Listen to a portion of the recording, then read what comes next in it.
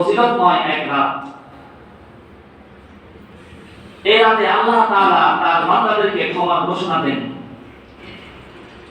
রাসূলুল্লাহ সাল্লাল্লাহু আলাইহি ওয়াসাল্লাম ইরশাদ করেন, ইন্নাল্লাহা লা ইয়াতলিউ ফি লাইলাতিন নিসফি মিন শাবান ফায়াগফিরু লিজামি'i খালকি।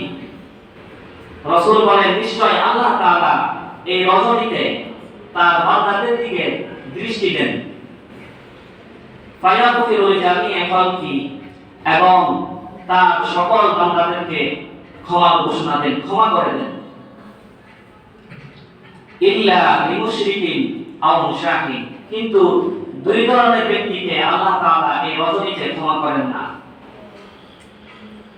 একজন হলো যে মুশরিক, আল্লাহ তাআলার সাথে কাউকে শরীক করে। আরেকজন হলো মুশাহিন, যে হিংসুক, যে অপর ভাইয়ের প্রতি তার ভালো কিছু দেখে হিংসা করে যায়। এই দুই ধরনের লোককে আল্লাহ তাআলা এই রাতে ক্ষমা করেন না। তাহলে ক্ষমার জন্য শর্ত হলো এই দুই ধরনের গুনাহ পরিত্যাগ করা, শিরকি গুনাহ এবং হাসাদের গুনাহ, হিংসা বিদ্বেষের গুনাহ। তাহলে আল্লাহ তাআলার এই ক্ষমা পাওয়া যাবে। আমরা তো শিরকের গুনাহ, বড় গুনাহ, কবিরা গুনাহ এই সম্পর্কে আমাদের জানা আছে, কিন্তু হিংসার গুনাহ, বিদ্বেষের গুনাহ কি পরিমাণ, এটি কবিরা গুনাহ না হলেও এর শাস্তি কেমন, এই হাদিস থেকে আমরা বুঝতে পারলাম যে এমন এক রজনী ফজিলতপূর্ণ, এই রজনীতে আল্লাহ তাআলা সবাইকে ক্ষমা করে দিবেন, কিন্তু যে হিংসুক, হিংসা বিদ্বেষ পোষণ করে তাকে আল্লাহ তাআলা ক্ষমা করবেন না। এই হিংসা যে করে, হিংসা এই গুনাহটির দুইটি দিক রয়েছে। একটি হলো সে যত আমল করে হিংসুক, তার সকল আমল এই হিংসায় নষ্ট করে ফেলে। সুনানে আবু দাউদের হাদিস, রাসূলুল্লাহ সাল্লাল্লাহু আলাইহি ওয়াসাল্লাম ইরশাদ করেন, ইয়্যাকুম ওয়াল হাসাদা ফাইন্নাল হাসাদা ইয়াকুলুল হাসানাত কামা তাকুলুন নারুল হাতাবা।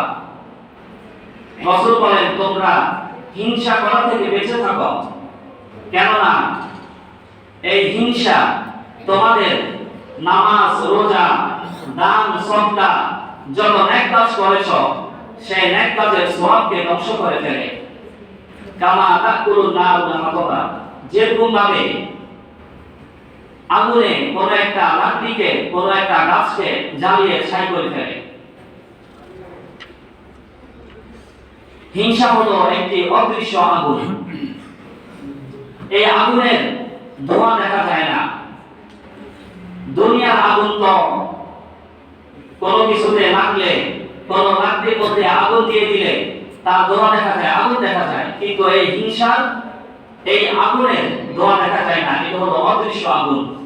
এটা ভিতরে ভিতরে সকল আমল, সকল নেক কাজের সওয়াব ধ্বংস করে ফেলে, জ্বালিয়ে দেয়। হিংসা হলো অন্তরের একটি রোগ। হিংসা শুধু পরকাল নয়, যে হিংসা করে সে এর শাস্তি দুনিয়াতেই ভোগ করে। হিংসুক ব্যক্তি অন্যের উন্নতি দেখে সে ভিতরে ভিতরে জ্বলতে থাকে, ফলে সে মানসিক শান্তি হারিয়ে ফেলে, তার মানসিক শান্তি থাকে না, এটাই তার জন্য শাস্তি। হিংসা মানে হলো আল্লাহ তাআলার বন্টনে অসন্তুষ্টি প্রকাশ করা। আল্লাহ তাআলা কাউকে ধন সম্পদ দিয়েছেন, কাউকে মান মর্যাদা দিয়েছেন, এটা দেখে হিংসা করা। এটার অর্থ হলো সে আল্লাহ তাআলা যে অমুককে সম্পদ দিয়েছে, অমুককে মান মর্যাদা দিয়েছে, এটা আল্লাহ তাআলা ঠিক করে নাই, আল্লাহ তাআলার বন্টনে সে মনে মনে আপত্তি জানায়। হিংসা থেকে বাঁচার জন্য রাসূলুল্লাহ সাল্লাল্লাহু আলাইহি ওয়াসাল্লাম একটি পদ্ধতি শিখিয়ে দিয়েছেন। সেটি হলো, যখন কোন মুমিন মুসলিম ভাইয়ের উন্নতি দেখব, তখন বলবো মাশাআল্লাহ, বারাকাল্লাহু ফিক, আল্লাহ যা চেয়েছেন তাই হয়েছে, আল্লাহ এর মধ্যে বরকত দান করুক। তখন সে নিজেও শান্তিতে থাকবে, অপরেরও কোনো ক্ষতি হবে না। এই জন্য রাসূলের শিখানো এই পদ্ধতিটি আমরা অবলম্বন করব। হিংসার দ্বিতীয় বৈশিষ্ট্য হলো, দ্বিতীয় দিক হলো আল্লাহ তাআলা এই রজনীতে যে সাধারণ ক্ষমার ঘোষণা দেন, এই ক্ষমা থেকে সে বঞ্চিত।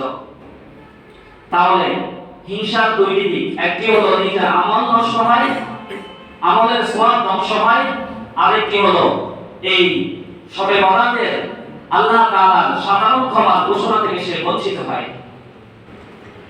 এই বিষয়ে অন্য হাদিসে রাসূলুল্লাহ সাল্লাল্লাহু আলাইহি ওয়াসাল্লাম ইরশাদ করেন, তু'রাদু আমালুন নাসি ফি কুল্লি জুমআতিন মাররাতাইনি ইয়াওমাল ইসনাইনি ওয়া ইয়াওমাল খামিসি।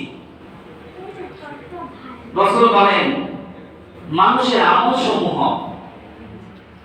প্রতি সপ্তাহে দুইবার আল্লাহ তাআলার কাছে পেশ করা হয়। একদিন হলো সোমবার, আরেকদিন হলো বৃহস্পতিবার। এই দুই দিনে, সপ্তাহে দুই দিনে মানুষের আমলসমূহ আল্লাহ তাআলার কাছে পেশ করা হয়।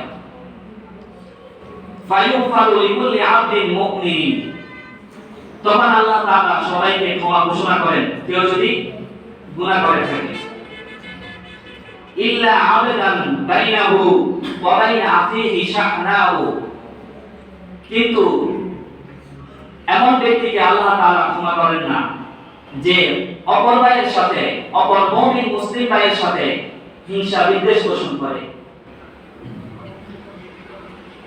ফায়ুকালু উতরুকু হাযাইনি হাত্তা ইয়াকিনা,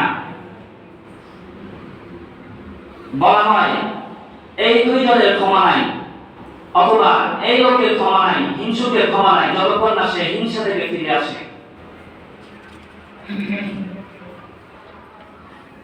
এই জন্য কোন কারণে কাউকে মহব্বত করতে না পারলেও হিংসা, বিদ্বেষ, শত্রুতা, অমঙ্গল কামনা করা থেকে বেঁচে থাকতে হবে। এটা একজন মুমিনের দায়িত্ব, একজন মুসলিমের দায়িত্ব। এবং কোরআনের ভাষায় সর্বদা দোয়া করতে হবে, আল্লাহ তাআলা যেন এমন গুনাহ থেকে আমাদেরকে বাঁচিয়ে রাখেন। কোরআনের মধ্যে একটি দোয়া শেখানো হয়েছে, রব্বানা ইগফির লানা ওয়া লিইখওয়ানিনা আল্লাযীনা সাবাকুনা বিল ঈমান ওয়া লা তাজআল ফী কুলুবিনা গিল্লাল লিল্লাযীনা আমানু রব্বানা ইন্নাকা রাউফুর রহিম। আল্লাহর কাছে বলা, হে আমার রব, ইগফির লানা, আমাদেরকে ক্ষমা করে দিন, এবং আমাদের মুমিন পূর্ববর্তীদেরকে ক্ষমা করে দিন। ওয়ালা তাজআল ফী কুলুবিনা গিল্লান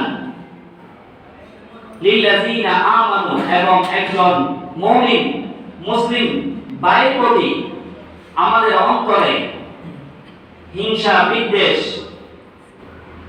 এবং শত্রুতা, অমঙ্গল কামনা করা ইত্যাদি থেকে আমাদের অন্তরকে বাঁচিয়ে রাখেন। রব্বানা ইন্নাকা রাউফুর রহিম, হে আমার প্রতিপালক, নিশ্চয় আপনি পরম করুণাময় এবং অতি দয়ালু। এক হাদিসে রাসূলুল্লাহ সাল্লাল্লাহু আলাইহি ওয়াসাল্লাম ইরশাদ করেন, ইয়া বুনাইয়া ইন কদারতা আন তুসবিহা ওয়া তুমসিয়া লাইসা ফি কলবিকা ইশুন আও গিল্লুন লি আহাদিন।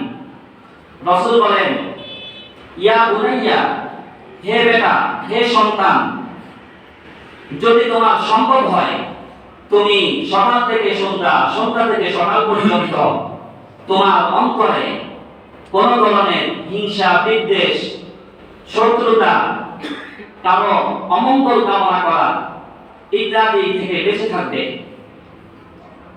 সুম্মা ক্বালা, অতঃপর রাসূল বলেন, ওয়া যালিকা মিন সুন্নতি ওয়া মান আহইয়া সুন্নতি ফাকাদ আহাব্বানি ওয়া মান আহাব্বানি কানা মাই ফিল জান্নাহ। রাসূল বলেন, এটা হলো আমার সুন্নাত, যে ব্যক্তি আমার এই সুন্নাতকে আমল করবে, আমার এই সুন্নতকে জীবিত করবে, সে আমাকে মহব্বত করলো। ওয়ামান আহাব্বানি কানা মাই ফিল জান্নাহ, আর যে ব্যক্তি আমাকে মহব্বত করলো সে জান্নাতে আমার সাথে থাকবে।